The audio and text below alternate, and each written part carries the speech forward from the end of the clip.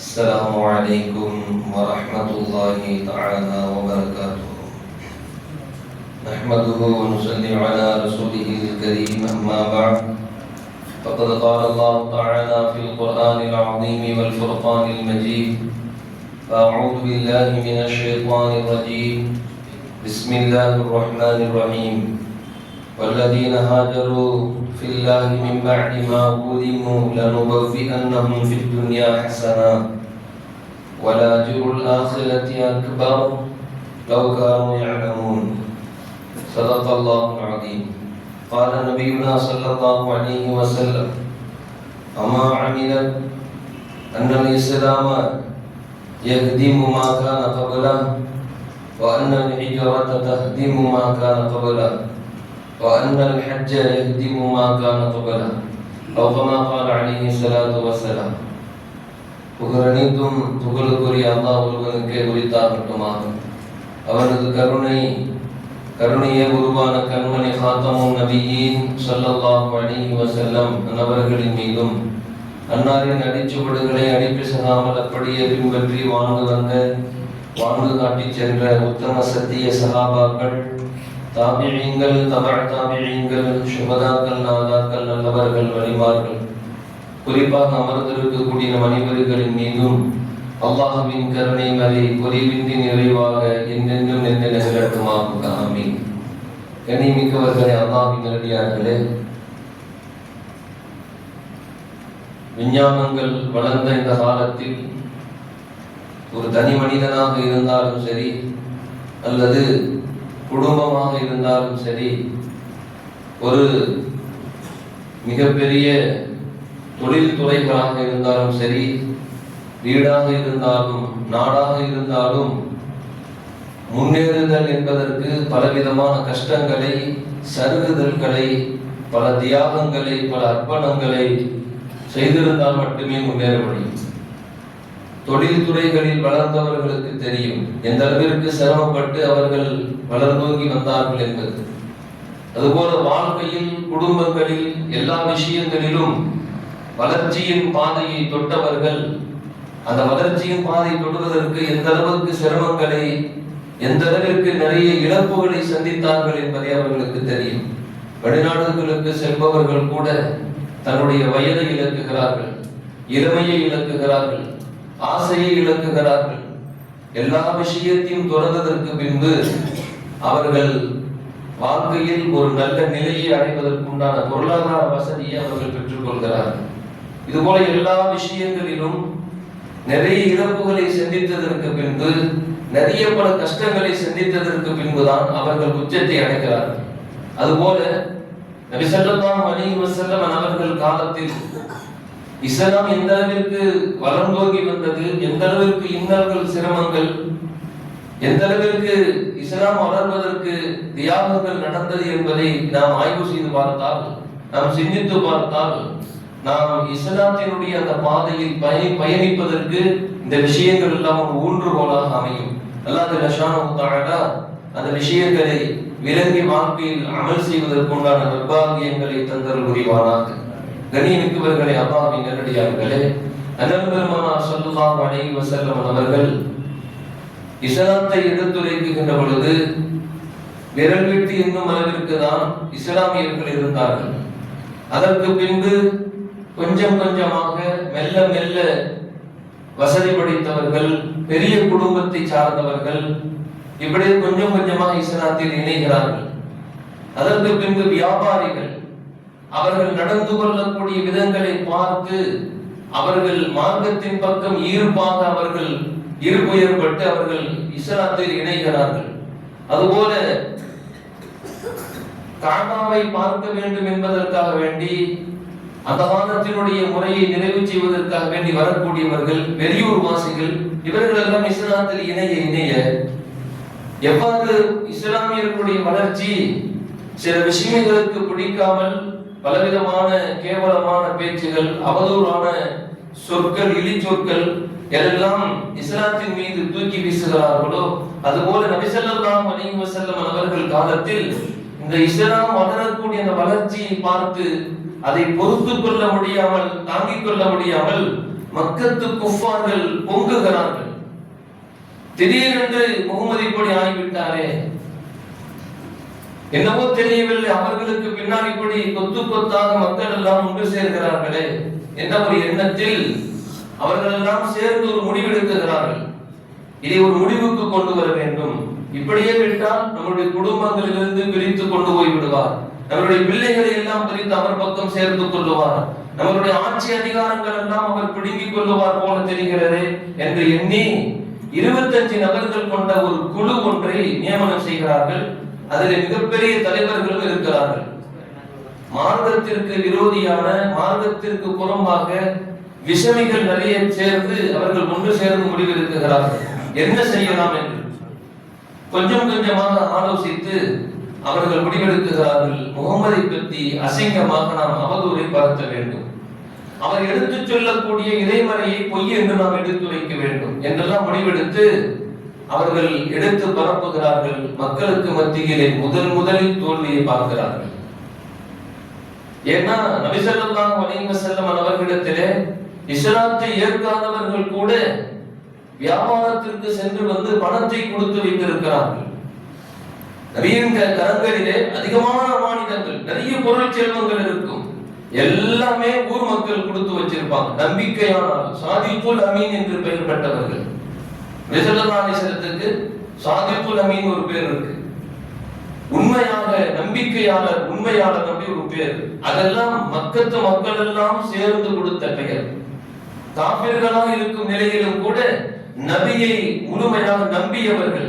இவர் பொய் பேச மாட்டார், புறம் பேச மாட்டார், ஏமாற்ற மாட்டார், அமானிதத்தை கொடுத்தால் ஒரு மறைமுகமான விஷயத்தை சொன்னால் அதை பாதுகாப்பார், நம்மளுடைய எல்லா விஷயத்திற்கும், நம்மளுடைய மானம் சம்பந்தப்பட்ட விஷயத்திற்கும் கூட இவர் கண்ணியத்தோடும் கண்காணிப்போடும் நடந்து கொள்வார் என்றெல்லாம் சொல்லி அவர்கள் நம்பிக்கை வைத்து பெயர் கொடுத்தவர்கள்.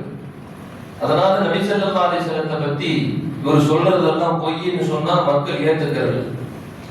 அவர்கள் தோல்வியுற்று போனார்கள். முதல்ல இப்படி இந்த குர்ஆனை பற்றி அவர்கள் பேசக்கூடிய, பொய்யாக சொல்லக்கூடிய விஷயத்திற்கு தகுந்தாற் போல் அல்லாஹ் ஜல்ல ஷானுஹு தஆலா சில ஆயத்துக்களை இறக்கி வைத்தான். மக்களுக்கு மத்தியிலே ஆய்வு செய்து பார்க்கின்ற பொழுது அவர்கள் சொல்வது பொய் என்று மக்கள் விளங்கிக் கொண்டார்கள். அவர்கள் முதல் முயற்சியை தோல்வியில் முடிந்தது. இரண்டாவது, நேரடியாக நாயகம் ஸல்லல்லாஹு அலைஹி வஸல்லம் இடத்திலே செல்லாமல் அவர்கள் அபூ தாலிப் இடத்திலே செல்கிறார்கள். ஏன்னா நாயகம் ஸல்லல்லாஹு அலைஹி வஸல்லம் தான் இறந்ததற்கு பின்பு பெரிய தந்தையிடத்திலே வளர்ப்பிற்காக வேண்டி அவர்கள் பொறுப்பெடுக்கப்படுகிறார்கள். ஸல்லல்லாஹு அலைஹி வஸல்லம் வரக்கூடிய பொறுப்பு அபூ தாலிப் எடுத்துக் கொண்டார்கள். அபூ தாலிப் யார்? நபி ஸல்லல்லாஹு அலைஹி வஸல்லம் அவர்களுடைய தந்தையின் உடன் பிறந்த அண்ணன். நபி ஸல்லல்லாஹு அலைஹி வஸல்லம் அத்தாவுக்கு கூட பிறந்த அண்ணன் அபூ தாலிப். அவர்கிட்ட நேரா போய் சொல்றாங்க, தபா உன்னுடைய சகோதரனுடைய பையன் மகன் முகமது இருக்கிறாரு, என்னென்னமோ சொல்லிக்கிட்டு தெரிகிறார், நம்மளுடைய கடவுள்களை எல்லாம் ஏசி பேசுகிறார், மக்களை எல்லாம் மடமைத்தனத்தின் பக்கம் அழைத்துக் கொண்டிருக்கிறார், நம்ம இருக்கக்கூடிய அந்த நிலை, நாம் வசிக்கக்கூடிய இந்த பகுதியெல்லாம் அவர் பார்த்து சொல்லக்கூடிய வார்த்தை அவர்கள் வழிகேடர்கள் எல்லாம் என்று சொல்லிக் கொண்டிருக்கிறார். அதனால பார்த்து உங்க சகோதரன் பையன் சொல்லி வச்சிருக்கிறேன், பார்த்து சொல்லி வைங்க. ஏன்னா அபூ தாலிப் அன்றைக்கு மக்கமா நகரத்தின் முத்தவல்லி, அவர்தான் மக்கமா நகரத்தின் தலைவர். அவரை மீறி யாரும் என்ன செய்ய முடியாது. அப்படி சொன்ன உடனே அபூ தாலிப் அவர்கள் அழகாக மென்மையாக தன்மையாக பேசி அனுப்பிச்சு வச்சிடறாங்க, நீங்க போங்க நான் பார்த்து சொல்லிக்கிறேன். ஆனா நபி ஸல்லல்லாஹு அலைஹி வஸல்லம் அவர்களுடைய வளர்ச்சி, மார்க்கம் வளரக்கூடிய அந்த வேகத்தை பார்த்து தாங்க முடியாமல் இரண்டாவது முயற்சி எடுக்கிறார்கள் மக்கத்து குஃபார்கள். நேரா போனாங்க அபூ தாலிப் கிட்ட போய் சொல்லி சில மாதம் கழித்து போய் சொல்றாங்க, நாங்க உங்களை ரொம்ப பெரிதும் மதிக்கிறோம், நேரா போய் உங்களை நாங்க ரொம்ப மதிக்கிறோம், கண்ணியமா இருக்கிறோம், கண்ணியமா பார்க்கிறோம். முகமதுக்கு நீங்க எதுவும் சொன்ன மாதிரி தெரியலையே, அவர் எப்பயுமே ஒரு கொள்கையை விட்டு மாறாமே இருக்கிறார், அவ்வளவுதான் உங்களுக்கு மரியாதை. உங்களையும் உங்களுடைய சகோதரன் நாங்க எச்சரிக்கிறோம், ஏற்கனவே ஒரு தடவை உங்ககிட்ட நம்ம சொல்லிட்டு போயிட்டோம், திரும்பவும் எச்சரிக்கிறோம், இனிமே நாம யாரை பற்றி பார்க்க மாட்டோம் அப்படிலாம் சொல்லி கடுமையான வார்த்தைகளை சொல்லுகிறார்கள். அபூ தாலிப் அவர்கள் நபி ஸல்லல்லாஹு அலைஹி வஸல்லம் அழைச்சி, முஹம்மதே சொன்னார்கள், அன்பு மகனே, என்னால் எந்த அளவிற்கு முடியுமோ நான் அந்த அளவிற்கு உனக்கு உறுதுணையாக இருப்பேன், சில கட்டங்கள் போயிட்டா என்னால சமாளிக்க முடியாதுன்னு சொல்றாங்க.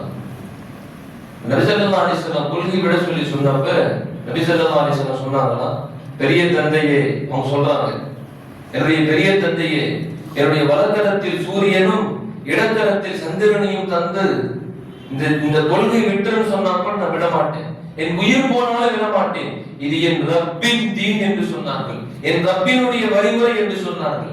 நான் நடந்து கொண்டிருக்கக்கூடிய நடைமுறை, நாம் பயணித்துக் கொண்டிருக்கக்கூடிய இஸ்லாமிய பாதை மனிதனால் உருவாக்கி கொடுக்கப்பட்டது அல்ல. அல்லாஹ்வால் மனித சமுதாயம் இப்படி போக வேண்டும் என்று பிரியத்தோடு நமக்கு காமிக்கப்பட்ட வழிதான் நாம் பயணிக்கக்கூடிய வழி. அல்லாஹ் ஜல்லஷானஹு தஆலா அதற்கு நன்றியோடு நடக்க தௌஃபீக் செய்வானாக. நபி ஸல்லல்லாஹு அலைஹி வஸல்லம் சொன்னாங்களா, இது ரப்பின் வழிமுறை, யாருக்காக வேண்டி விட்டு தர மாட்டேன் சொல்லிட்டு நபி ஸல்லல்லாஹு அலைஹி வஸல்லம் கிளம்பி போனாங்க. போகும்போது சொன்னாங்க, அபூ தாலிப், அன்பு மகனே, நீ எங்க வேணாலும் நல்ல முறையில் இரு, என்னால் முடிந்த ஒத்துழைப்பை நான் தருகிறேன்னு சொல்லிட்டு போயிட்டான். இது இரண்டாவது முயற்சி. மூணாவது ஒரு முயற்சி நடக்குது. நபி ஸல்லல்லாஹு அலைஹி வஸல்லம் இதற்கிடையில் நிறைய சஹாபாக்கள் ஒன்று சேர்ந்துட்டாங்க. சஹாபாக்கள் இஸ்லாத்தை ஏற்கிறார்கள். நிறைய சஹாபாக்கள் இஸ்லாத்துக்குள்ள வந்துட்டாங்க.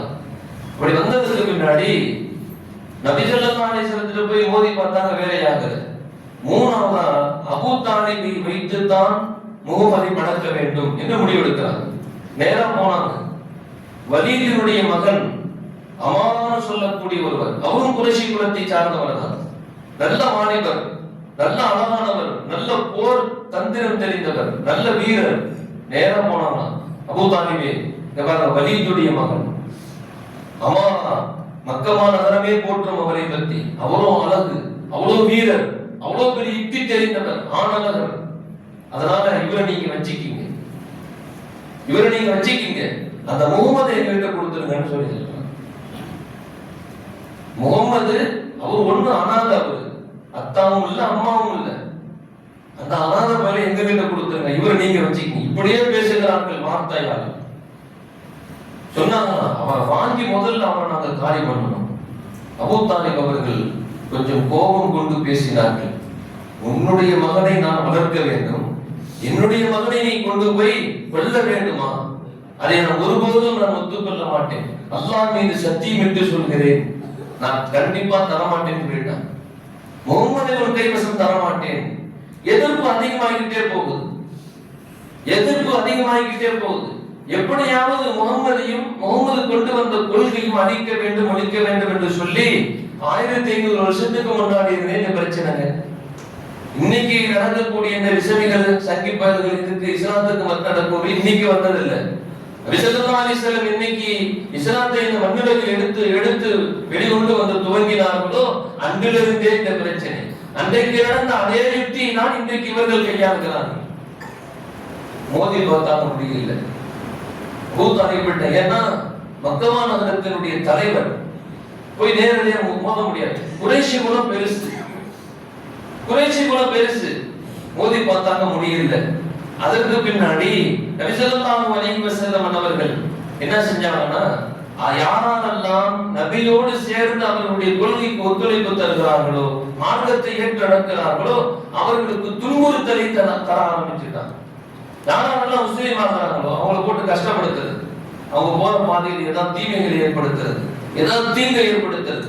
யாரெல்லாம் இரண்டாவது யுக்தி, இன்னைக்கு இஸ்லாமியர்கள் எங்கெங்கெல்லாம் அழிக்கப்படுகிறார்களோ அவர்கள் எல்லாம் பாருங்கள் இந்த யுக்தியை தான் கையாளுவார்கள். யாரெல்லாம் வியாபாரிகளாக இருக்கிறார்களோ, இஸ்லாமிய வியாபாரிகளாக இருக்கிறார்களோ, அதை அழிப்பதற்காக வேண்டி கொடுக்கல் வாங்கலில் நாங்கள் நிறுத்திக் கொள்வோம். யாரும் உங்களுக்கு வியாபாரம் செய்ய மாட்டோம், யாரும் செய்யாதீங்க. எங்க இன்னைக்கு இணையதளத்துல ஓப்பனா வருது மெசேஜ், முஸ்லிம்களுடைய கடையில் இஸ்லாமியர்களுடைய கடையில் யாரும் பொருள் வாங்காதீர்கள். போட்டு கீழே ஒரு சில பெயர்கள் போட்டு கீழே என்ன செய்யறாங்க, சில விஷயங்கள் எழுதுகிறார்கள். முஸ்லிமுடைய கடையில் வாங்காதீர்கள். இது இன்னைக்கு வர பிரச்சனை இல்லைங்க, நபி ஸல்லல்லாஹு அலைஹி வஸல்லம் நடக்குது. இஸ்லாமியருடைய யாரெல்லாம் வியாபாரிகளாக இருக்கிறார்களோ அவர்களிடத்தில் நாங்கள் கொடுக்கல் வாங்கல் செய்ய மாட்டோம் என்று மிரட்டுறாங்க. மக்கத்து குஃபார்கள் எல்லாம் சேர்ந்து மிரட்டுகிறார்கள். அதற்கு பின்பு யாரெல்லாம் ஏழையாக இருக்கிறார்களோ, பஞ்சத்தில் நடுவிட்டு இருக்கிறார்களோ அவர்களெல்லாம் அடித்து துன்புறுத்தது. இன்னைக்கு வடநாட்டில் நடந்ததுன்னா, வடநாட்டுல எல்லா மக்களும் ஏழை, கரீபானவர்கள். ஒரு சில குடும்பங்கள் இருப்பாங்க, நிறைய மக்கள் அதிகமான ஒரு ஏழைகள். அதனால படிப்பறிவு கொடுக்காம ஸ்கூல் இல்லாம ஆக்கி, ஸ்கூலே இல்லாம சர்டிபிகேட் கொடுக்கிறது, ஸ்கூலே இல்லாம சர்டிபிகேட் கொடுக்கிறது. ஒரு சில தலைவர்கள் கூட அப்படித்தான் வாங்கி வச்சிருக்கிறாங்க. ஆய்வு செஞ்சு பார்த்தா அவர் வாங்குற அந்த வருஷத்துல அந்த காலேஜே கட்டல. நமக்கு எல்லாத்துக்கும் தெரியும். அது மாதிரி அந்த நாட்டு மக்களை எல்லாம், அந்த ஊர் மக்களை எல்லாம் அடித்து ஒடுக்கி கஷ்டத்தை துன்பத்தை கொடுக்கிறது. அப்படி துன்பம் கொடுக்கப்பட்ட உச்சகட்டமாக துன்பம் கொடுக்கப்பட்டவர்கள் ஒண்ணு பிலால் ரலியல்லாஹு. பிலால் ரலியல்லாஹு வரலாறு நமக்கு தெரியும். அடித்து அடித்து அடித்தவர்கள் ஓய்ந்து போனார்களே ஒழிய, அடி வாங்கிய பிலால் ரலியல்லாஹு ஒரு சன பொழுது கூட அவர்கள் கொஞ்சம் கூட சடையவே இல்லை. அகதி என்ற வார்த்தையில் அகதாகவே நின்றார்கள், ஒருவராகவே இருந்தார்கள், கொஞ்சமும் கூட சளைக்கவில்லை. அம்மார் ரலியல்லாஹு தீனுக்காக வேண்டி செய்த தியாகங்கள், நாசர் ரலியல்லாஹு தீனுக்காக வேண்டி செய்த தியாகங்கள். அவர்களெல்லாம் கொஞ்சம் நெளிந்த சஹாபாக்கள், பொருளாதார வசதியிலே குடும்ப ரீதியிலே கொஞ்சம் நெளிந்தவர்கள், ஏழையான சஹாபாக்கள். கப்பாப் ரலியல்லாஹு எல்லாம் ஏழ்மையான சஹாபாக்கள், அடித்து துன்புறுத்தினார்கள். அதுவும் கப்பாப் ரலியல்லாஹுன்னா நெருப்பு கங்கல போய் படுக்க வச்சிருவாங்க. கப்பாப் ரலியல்லாஹு சொன்னாங்க, ஏன் இவ்வளவு சிரமப்படுறீங்க? அவர்களுடைய நெருப்பு சூடு அவர்களுடைய சதையை பீத்து, அந்த சதையில் இருந்து வரக்கூடிய அந்த ரத்தத்தால் நெருப்பு அணையும். மீண்டும் நெருப்பை மூட்டுவார்கள், மீண்டும் படுக்க வைப்பார்கள். அவர்கள் அதற்கு பின்பு இஸ்லாத்தை ஏற்ற எத்தனையோ சஹாபாக்கள் அவர்கள் விஷயம் கேள்விப்பட்டு அவர்களிடத்தில் கேட்கின்ற பொழுது கப்பாப் ரலியல்லாஹு புன்னகையோடு சொல்வார்கள், அல்லாஹ் நான் வஃபாத்திற்கு பின்பு என்னிடத்தில் தீனுக்காக வேண்டி, என் மார்க்கத்திற்காக வேண்டி என்ன செய்தார் என்று கேட்டால் நான் துணியை உயர்த்தி காட்டுவேன். அவர்கள் உயர்த்தி காட்டினார்கள். சில சஹாபாக்கள் மயங்கி விழுந்தார்கள், எலும்பு தெரிந்தது என்று எழுதுகிறார். தீனுக்காக வேண்டி எவ்வளவு பெரிய தியாகம், எவ்வளவு பெரிய அர்ப்பணம், எவ்வளவு பெரிய தியாகம். கண்ணியமிக்கவர்களே, கப்பாப் ரலியல்லாஹு ஏழையான சஹாபாக்கள் அடித்து உதைத்து அவர்களுக்கு துன்புறுத்தல் தருவது. இன்னைக்கு நிறைய ஏழை மக்களை போட்டிப்படிதான் துன்புறுத்துகிறார்கள். சின்ன சின்ன வியாபாரி கறிக்கடை வச்சிருக்கிறவங்க போட்டு அடிக்கிறது. வடநாட்டு சைடுகள்ல கறிக்கடை வச்சிருந்தா அடிக்கிறது, வெட்டுறது. சின்ன சின்ன வியாபாரத்துல பெட்ரோல் குண்டு வீசுறது, துரத்தி வெட்டுறது. 10 பேர் 20 பேர் சேர்ந்து கண்ணியமிக்கவர்கள் தள்ளு வண்டியில ஓரமா ஜூஸ் வித்தவரெல்லாம் போட்டு அடிக்கிறது. செய்திகள் மாத்திரமா இல்லையா? இது எல்லாம் நாயகம் ஸல்லல்லாஹு அலைஹி வஸல்லம் காலத்திலே நடந்தது. ஆனால் இன்றைக்கு அல்லாஹ்வின் உதவி அன்றைக்கு அவர்களுக்கு உடனே கிடைத்தது. ஆனால் இன்றைக்கு அவர்கள் உண்மையான முஸ்லிம்களாக இருந்தார்கள், உண்மையான முஸ்லிம்களாக இருந்தார்கள். இன்றைக்கு நாம் உண்மையான நிலையில இல்லை, பேருக்கு இருக்கிற மாதிரி இருக்கும். ஏன் தெரியுங்களா? மார்க்கத்தில் ஒரு விஷயம் ஆழமா சொல்லப்பட்டிருக்கும். சில இடங்கள்ல மார்க்கத்தில் சொல்லப்பட்ட செய்தி பாருங்களேன். தொழுகணும், இஸ்லாத்தினுடைய பருவம் 5, கலிமா தொழுகணும். கலிமாத்துல் இஸ்லாத்துக்குள்ள வந்துட்டா தொழுக, நோன்பு, ஜக்காத், ஹஜ் கடமையாயிடும். ஜக்காத்தும் ஹஜ் பொருளாதாரம் அந்த அளவிற்கு ஜக்காத்து கொடுக்கிற அளவுக்கு வந்தா ஜக்காத்து கடமை. பொருளாதாரம் ஹஜ் செய்யற அளவுக்கு இருந்து உடல் சுகமாக இருந்தா ஹஜ் கடமையாயிடும், இல்லாட்டி 2 கடமையாகாது. நோன்பும் தொழுகையும் கடமையாயிடும். கலிமா ஒருத்தர் சொல்லி இஸ்லாத்துக்குள்ள வந்துட்டாலே நோன்பும் என்ன செய்யும், தொழுகையும் கடமையாயிடும்.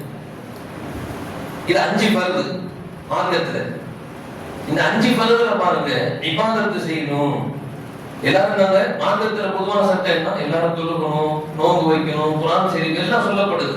ஆனா நபி ஸல்லல்லாஹு அலைஹி வஸல்லம் சொன்னாங்க, இபாதத்தின் மீது ஒரு மனிதனுக்கு நம்பிக்கை போய்விட்டால், இபாதத்தை செஞ்சா வெற்றி அடைஞ்சிரும் அந்த நம்பிக்கை போயிட்டா, அது ஷிர்கே சஃபீன்னு சொன்னாங்க. ஷிர்கே சஃபீனா என்னது? மறைமுகமா அல்லாஹ்வுக்கு இணை வைக்கிறதுக்கு சமம்னு சொன்னாங்க. கண்ணியமிக்கவர்களே, நம்ம தொழுகிறோம், 5 நேரம் தொழுகிறோம், மனசுக்குள்ள ஒரு திருப்தி வருது. விடாம வாலிப வயசுல இருந்து, அல்லது 30 வயசுல இருந்து, அல்லது 20 வயசுல இருந்து, அல்லது 15 வயசுல இருந்து நமக்கும் மனசுக்குள்ள ஒரு திருப்தி இருக்கும். என்ன தெரியுங்களா? விடாம தொழுகிறோம், விடாம நோன்பு வைக்கிறோம், குர்ஆன் ஷரீஃப் நேரம் கிடைக்கும் போதெல்லாம் ஓதுறோம், தஸ்பீஹாத் கிடைக்கும் போதெல்லாம் நேரம் கிடைக்கும் போதெல்லாம் ஓதுகிறோம். இந்த ஒரு மன திருப்தி வருது பாருங்க.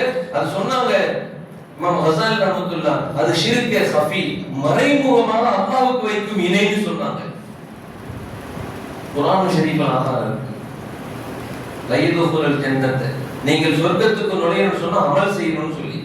அது என்ன அமல் அப்படி சொன்னா அது என்ன தொழுது இபாதத் செய்யணும் அப்படி இல்லை, இது அமல் தான். நபி ஸல்லல்லாஹு அலைஹி வஸல்லம் சொன்னாங்க, அமல் செய்து விட்டு நீங்க அமலின் மீது நம்பிக்கை கொண்டு போயிடாதீங்க. நபி ஸல்லல்லாஹு அலைஹி வஸல்லம் சொன்னாங்க, வாழ்க்கையில அல்லாஹ்வுடைய ரஹ்மத் இல்லாமல் யாரும் சொர்க்கம் போக முடியாது, அல்லாஹ்வுடைய கருணை இல்லாமல் யாரும் சொர்க்கம் போக முடியாது அப்படி சொன்னப்ப யா ரசூலுல்லாஹ் தாங்கள்மான்னு கேட்டான் சஹாபா. தாங்கள்மான்னு கேட்டான். நபி ஸல்லல்லாஹு அலைஹி வஸல்லம் ஆமான்னு சொல்லி இருக்கலாம்ல. அப்போ ஒரு விஷயத்தை ஆழமா சொல்றாங்க, இந்த முஹம்மதின் உயிர் எவன் கைவசம் இருக்கிறதோ அப்படின்னு கேட்டாரு, அல்லாஹ்வின் கைவசம். அந்த ரப்பின் மீது சக்தி விட்டு சொல்கிறேன், அல்லாஹ்வுடைய கருணை இல்லை என்றால் இந்த முஹம்மதும் கை சேதமடைந்து விடுவார். அல்லாஹ்வுடைய கருணை இல்லாமல் நானும் சொர்க்கம் போக முடியாதுன்னு சொன்னாங்க. கண்ணியமிக்கவர்களே, அப்ப தொழுகையை கொண்டு வெற்றி அடைஞ்சிட முடியும்னு சொல்லி யார் எண்ணணும்? தொழுகணும், அது கடமை, அல்லாஹ்வால் விதியாக்கப்பட்ட விதிதான்.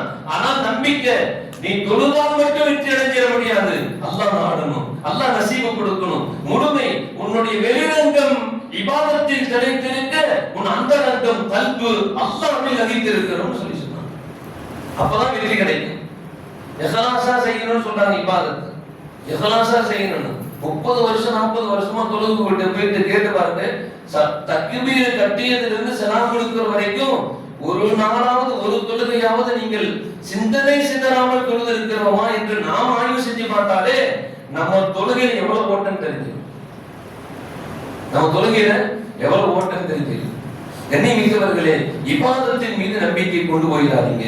நம்ம இடமா இபாதத் செஞ்சிட்டு இருக்கேன், அது அல்லாஹ்வின் மீது இருக்கக்கூடிய நம்பிக்கை குறைச்சி அவனால் தான் சொர்க்கம் போக முடியும் நம்பிக்கை கொடுத்துரும். அல்லாஹ்வுக்கு அந்த ஆற்றலை ஆக்கிரும். இது ஒரு வகையான ஷிர்க்குன்னு சொன்னாங்க இமாம் கஸாலி ரஹ்மத்துல்லாஹ். அல்லாஹ் அக்பர். அல்லாஹ் நம்மை பாதுகாப்பானாக. நபி ஸல்லல்லாஹு அலைஹி வஸல்லம் கண்ணியமிக்கவர்களே, எந்த அளவிற்கு நம்மை பரிசுத்தமாக நடத்துவதற்கு ஒவ்வொரு விஷயத்தையும் நமக்கு சொல்லித் தரக்கூடிய ஆழமான செய்திகள். இப்படி சஹாபாக்கள் செய்த தியாகங்கள், அர்ப்பணங்கள், பல முறை முயற்சி பண்ணியும் பல தடவை முயற்சி பண்ணியும் எதுவும் செய்ய முடியல. மார்க்கம் வளர்ச்சி அடைந்து கொண்டே வந்து கொண்டே இருக்கிறது. பலவிதமான இன்னல்கள், துன்பங்கள், சிரமங்கள், பல முயற்சி தோல்வி அடைஞ்சிட்டு கடைசியில நேருக்கு நேரம் போய் மோதுறாங்க. நபி எடுத்தது நேருக்கு நேரம் போய் மோதுறாங்க. இதுக்கு இடையில நிறைய விஷயங்கள் நடக்குது. நபி ஸல்லல்லாஹு அலைஹி வஸல்லம் அன்னவர்களுடைய தாயிஃப் பயணம் நடக்குது. ஊரை விட்டு ஒதுக்குறாங்க, ஊரை விட்டு ஒதுக்கி வைக்கிறாங்க. யாரும் நபியோடு தொடர்பு வைக்க கூடாது, யாரும் நபிக்கு ஒத்துழைப்பு தராங்களோ அவங்களோட யாரும் நீங்க போய் சேரக்கூடாது. 3 வருஷம் ஒரு வாதியில போய் தங்குறாங்க. அப்பையும் தோல்வி அடைகிறார்கள் எதிரிகள்.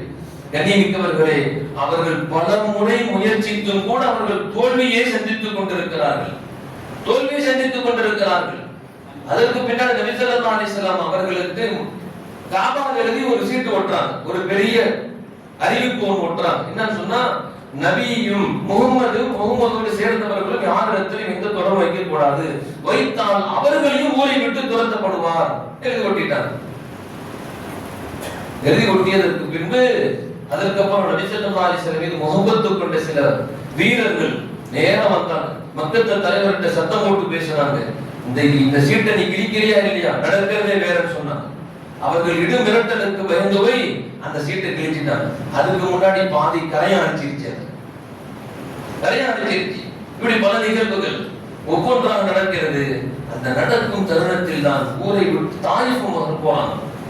இதுக்கிடையில அபூ தாலிப் வஃபாத்து, கதீஜா அம்மா வஃபாத்து, தாயிஃப் போனாங்க. அதை கூட மிகப்பெரிய சோதனை. தாயிஃப்ல இருந்து திரும்பி வரலாம்னு சொல்லி வந்தாங்க. அதற்கு முன்பு மிஅராஜுடைய பயணம் ஏற்படுது. மிஅராஜ் போயிட்டு வந்ததுக்கு முன்னாடி இஸ்லாம் இன்னும் கொஞ்சம் வேகமா பறக்குது. இவர்களால தாங்க முடியல.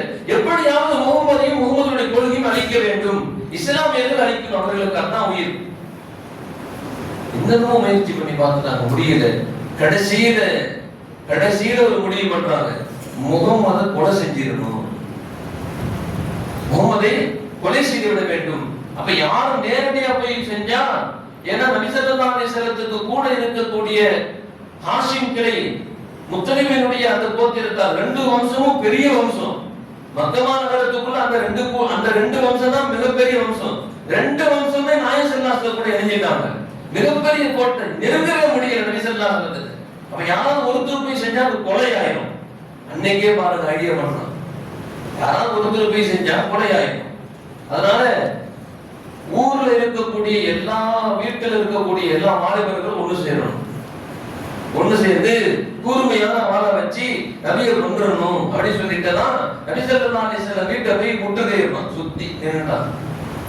கண்ணியமிக்கவர்களே, அதுக்கு பிறகு இப்படி எல்லாம் யோசனை பண்ணி நபி ஸல்லல்லாஹு அலைஹி வஸல்லம் வீட்டுக்குள்ள இருக்கிறாங்க.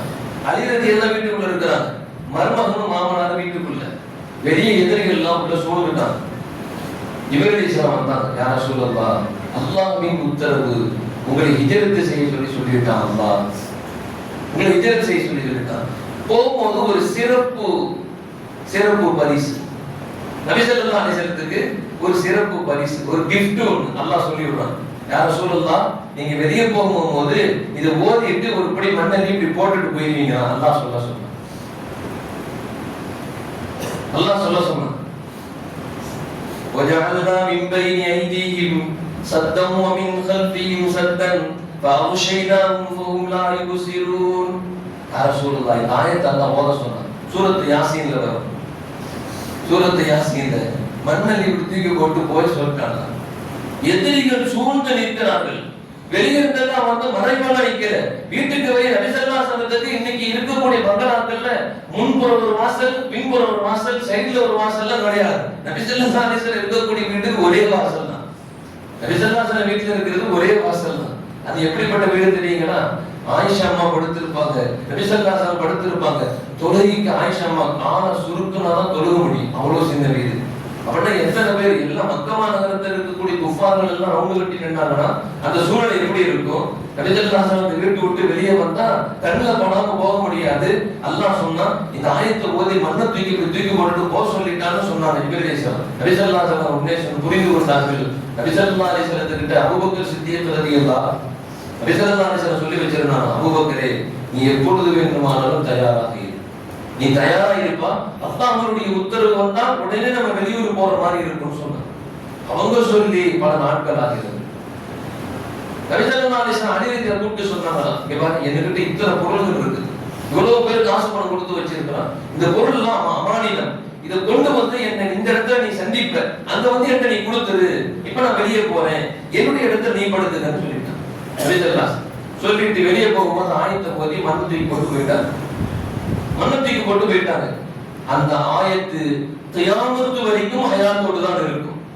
யார் வேண்டுமானாலும் அந்த ஆயத்தை ஓதினால் எதிரிகளின் கண்ணை கொண்டு அல்லாஹ் நம்மை மறைப்பான், இது சத்தியம். ஆனால் அந்த ஈமானோடு அந்த உறுதியோடு அந்த ஆயத்தை ஓதணும். ஓதியவர்கள் பலன் கண்டவர்களை பார்த்ததுண்டு,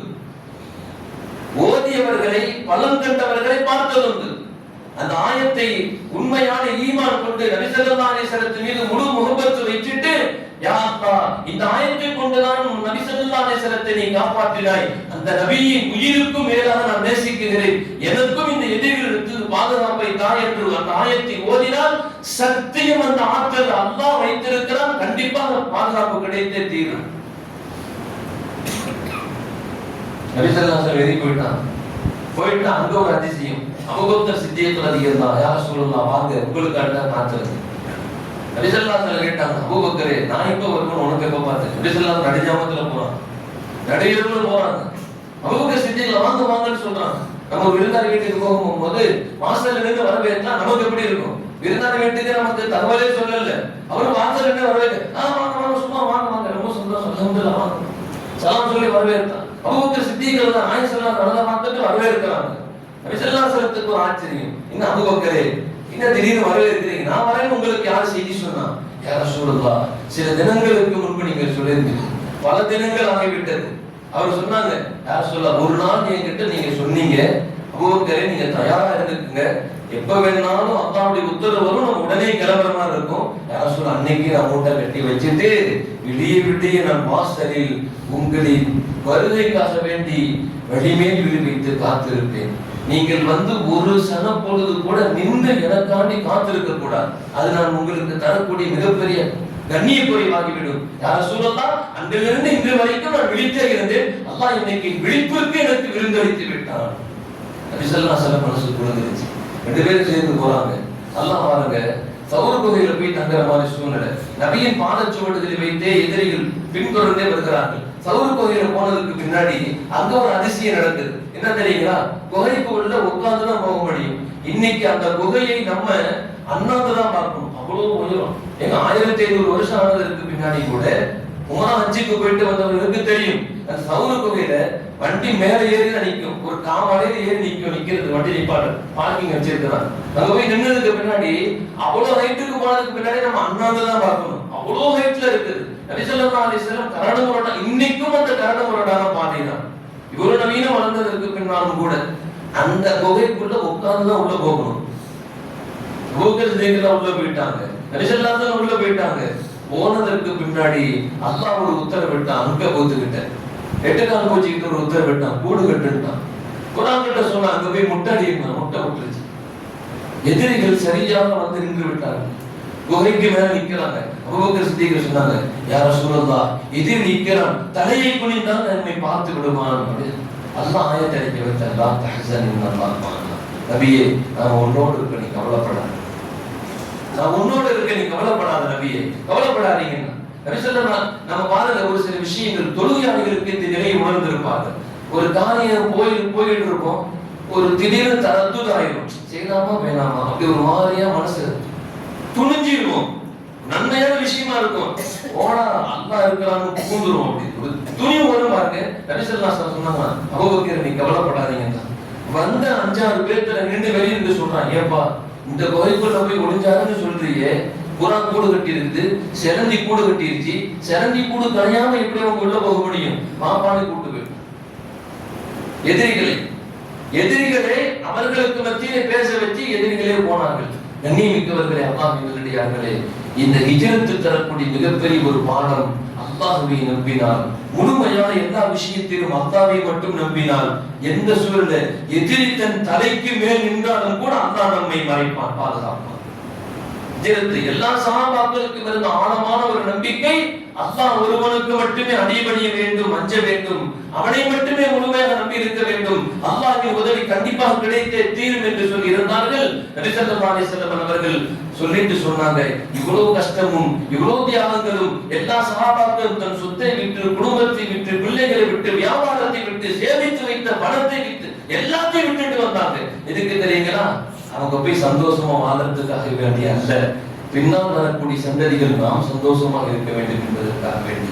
கண்ணியமிக்கவர்களே, அல்லாஹ்வின் நல்லடியார்களே, நாம் மார்க்கத்திற்கு நிறைய நன்றி செய்ய கடமைப்பட்டிருக்கிறோம். பல சஹாபாக்களின் இரத்தங்களை கடந்து வந்திருக்கிறோம். பல சஹாபாக்களின் குடும்பங்களின் தியாகத்திற்கு பின்பு நாம் வந்திருக்கிறோம். பல சஹாபாக்களின் உயிரை துறந்து வந்திருக்கிறோம். பல சஹாபாக்கள் 2ஆக பிளக்கப்பட்டார்கள், கிழிக்கப்பட்டார்கள். சில சஹாபிய பெண்மணியின் உயிர் நாடியில் அம்பு விடப்பட்டு மரணிக்கப்பட்டிருக்கிறார்கள். அவ்வளவு பெரிய தியாகத்திற்கு பின்பு இன்றைக்கு நமக்கு மார்க்கம் எளிமையாக கிடைத்ததால், இலகுவாக கிடைத்ததால், அந்த மார்க்கத்தின் கண்ணியம், அந்த மார்க்கத்தினுடைய உயர்வு, அந்த மார்க்கத்தினுடைய பண்பு, அந்த குணம் நமக்கு விளங்காமல் போனதால் ஏதோ தானோ என்று நாம் இருந்து கொண்டிருக்கிறோம். கண்ணியமிக்கவர்களே, அல்லாஹ்வின் நல்லடியார்களே, கண்ணுக்கு தெரிவது மார்க்கம் அல்ல, கண்ணுக்கு அப்பாற்பட்டு இருப்பதுதான் மார்க்கம். நபி ஸல்லல்லாஹு அலைஹி சொன்னாங்க, ஈமான்னா என்னன்னு கேட்டாங்க. அல் ஈமான்னா அல் ஈமானு பைனல் ஹௌஃபி வல் ரஜா, பைனல் ஹௌஃபி வல் ரஜா. ஈமானுக்கு இந்த விஷயம். அல்லாஹ் என்ன தெரியுங்களா? ஈமான் என்ன தெரியுங்களா? அல்லாஹ்வை அஞ்சுவது, அவனையே முழுமையாக ஆதர வைப்பது. அஞ்சுவதுன்னு கண்ணுக்கு தெரியாது. கொஞ்சம் அச்சம் எனக்கு கொடுங்க 2 கிலோ கடையில கேட்க முடியாது. கண்ணியமிக்கவர்களே, மறைவானதை நம்பிதான், மறைவான நமக்கு இந்த மௌத்துக்கு பின்னாடி ஒரு மறைவான வாழ்க்கை இருக்குது. அந்த வாழ்க்கையை பற்றி அல்லாஹ் குர்ஆன் ஷரீஃப்ல சொல்லி இருக்கிறான், உங்களுக்கு நினைவுபடுத்தப்பட்டிருக்கிறது. கண்ணியமிக்கவர்களே, அந்த வாழ்க்கைக்கும் நாம் தயாராக வேண்டும். முழுமையாக கண்ணுக்கு தெரியக்கூடிய துனியா அது அழிஞ்சு போய்விடும் சொல்றான் அல்லாஹ். அழிஞ்சு போய்விடும். வைக்கோல் காய்ந்து போய் எப்படி காற்றடித்தால் எங்கோ சென்று திசை தெரியாமல் விழுந்து விடுமோ, அது போல துனியாவுடைய வாழ்க்கை அழிஞ்சு போயிடும். அதை நம்பாத, உன் தேவையை மட்டும் பூர்த்தி செஞ்சுக்கிட்டு அழியாத வாழ்க்கைக்கு நீ தயாராகிக்கொள் என்ற விஷயத்திற்காக வேண்டி சஹாபாக்கள் அந்த வாழ்க்கையை புரிந்தார்கள், உணர்ந்தார்கள். உயிரையும் கூட தூக்கி துச்சமாக வீசினார்கள், தூக்கி வீசினார்கள். உயிர் போனாலும் மார்க்கத்திற்காக வேண்டி. கண்ணியமிக்கவர்கள், எத்துணை சஹாபாக்கள் வரலாறுகள், எத்துணை சஹாபிய பெண்மணிகளுடைய வரலாறு. ஸல்லல்லாஹு அலைஹி வஸல்லம் சொன்னாங்க, யா ரசூலுல்லாஹ், இந்த தீனை நாங்கள் இன்னும் முழுமையாக தெரிய வேண்டும். போருக்காக வேண்டி நீங்கள் அறிவிப்பு செய்து விட்டீர்கள், கொடுப்பதற்கு நேரத்தில் எதுவில்லை. இதோ என் பச்சிளம் குழந்தை, பெற்றெடுத்த குழந்தை, பால்பொடி மறக்கவில்லை. யா ரசூலுல்லாஹ், நீங்கள் பாதுகாப்போடு இருக்க வேண்டும். என் குழந்தை மரணித்தாலும் பரவாயில்லை, என் குழந்தையை கேடயமாக பயன்படுத்திக் கொள்ளுங்கள். என் குழந்தை பெருசல்ல, அந்த தீனை கற்றுக்கொள்ள வேண்டும், தீனும் இன்னும் நாங்கள் முழுமையாக தெரிந்து கொள்ள வேண்டும். ஆகவே யா ரசூலுல்லாஹ், நீங்கள் எங்களுக்கு பெருசு என்று சொல்லி பெற்றெடுத்த தாய் தன் குழந்தை கொடுத்த வரலாறு கூட நிச்சயத்திற்கு மிக்கவர்களே. அப்படிப்பட்ட மார்க்கத்திற்காக வேண்டி நம்ம செய்யறது உயிரெல்லாம் கேட்கல. அந்தந்த நேரத்திற்கு மார்க்கம் அந்தந்த காரியத்தை இப்படி செய்ய சொல்லி இருக்கிறதோ அதை முறையாக செய்யும். அவ்வளவுதான்.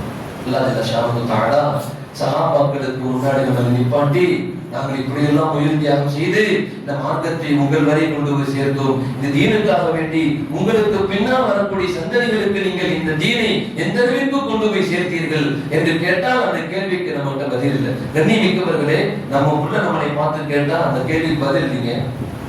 நல்ல யோசனை பண்ணி பாருங்க. எனக்கு அல்லாஹ் தான் யாரு, ரசூல்னா யாருன்னு சொல்லுங்க தான் நம்ம உள்ள கேட்டான்னு வைங்களேன். நம்ம உள்ள கேட்கிறான் நம்ம கிட்ட, மார்க்கம் இஸ்லாமிய மார்க்கத்துல இருக்கணும்னு சொல்றீங்க, அல்லாஹ் தான் யாரு, ரசூல்னா யாரும் சொல்ல தெரியாது. கண்ணியமிக்கவர்கள், நாம் எந்த அளவுக்கு குத்தி காட்டி பேசவில்லை. தயவு செய்து யாரும் அப்படி நினைச்சிடாதீங்க. கண்ணியமிக்கவர்களே, நாம் உணர்ந்து பார்க்க வேண்டும். இஸ்லாத்தை நாம் எந்த அளவிற்கு இன்னும் விளங்க வேண்டியது இருக்கிறது என்பதை புரிந்து கொள்ளுங்கள். நம்ம பிள்ளை கேட்ட கூட நம்ம இன்னைக்கு தீன் சொல்லி தரல. கண்ணியமிக்கவர்களே, யோசித்து பாருங்கள். நாளைக்கு சஹாபாக்கள் இவ்வளவு கஷ்டப்பட்டு தீனை உங்கள் வரை சேர்த்தோம், அந்த தீனுக்காக வேண்டி நாம கொண்டு வந்து கொடுத்த அந்த தீனை என்ன செய்தீர்கள் கேட்டா என்ன பதில் சொல்லுவோம்?